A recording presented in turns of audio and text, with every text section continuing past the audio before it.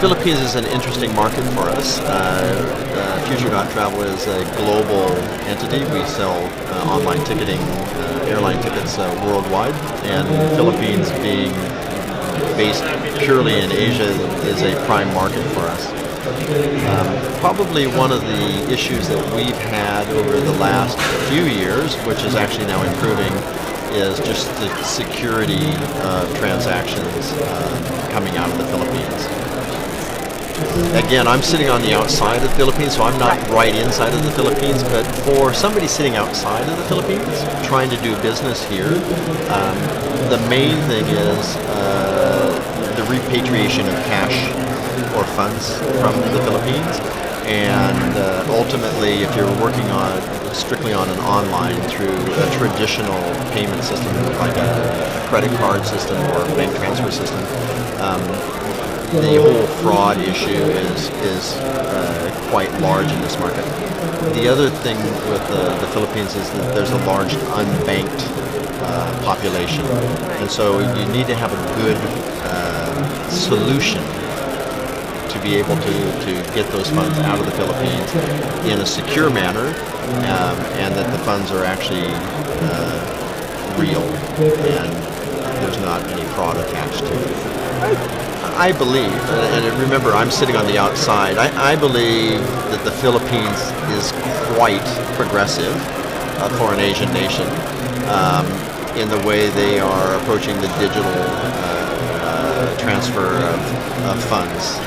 So there are several very large and very successful groups who are using blockchain technologies like a Bitcoin or OKCoin for transferring the money, and the government has been very, I believe, supportive. I mean, they haven't regulated against it, they haven't made anything illegal, and what that does is it is just pouring hundreds of millions of dollars back into the Philippines at a lower cost.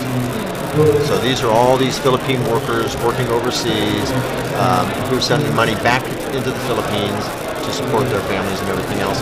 And the process is getting easier and easier. As I said, the blockchain, digital transfer, and payment systems are very good. And ultimately, you have to applaud the government regulators in the Philippines for being open-minded and allowing the money to come into the country. I only wish other countries were as open-minded as the Philippines. I believe that the Philippines will be a major powerhouse here, for Asia, from the standpoint that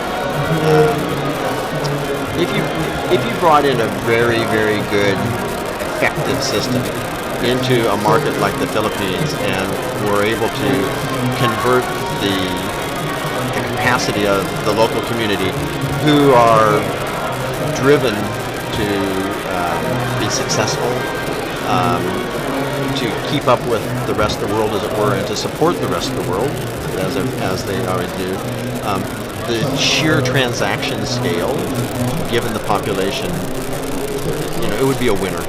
It would be a winner for any organization that says, yep, we're going to focus on the Philippines because, where's there a bright spot in Asia? And certainly this is a very forward-thinking, basically untapped market that's ready to be developed.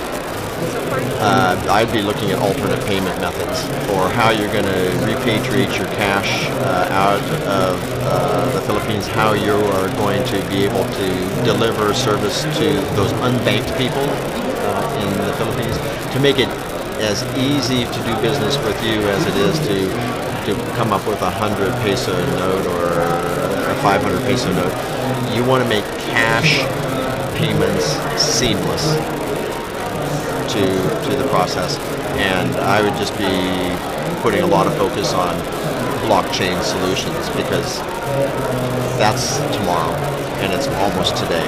All the different business opportunities. So you may go with a set idea of what you're going to take away, but you always come back with a much bigger bundle or package of of outcomes that perhaps you never expected. It's the new relationships, it is the new concepts and ideas, and probably more importantly, or just equal, is you discover where everybody else has made a mistake, and so you know that you're not going to step into the same hole.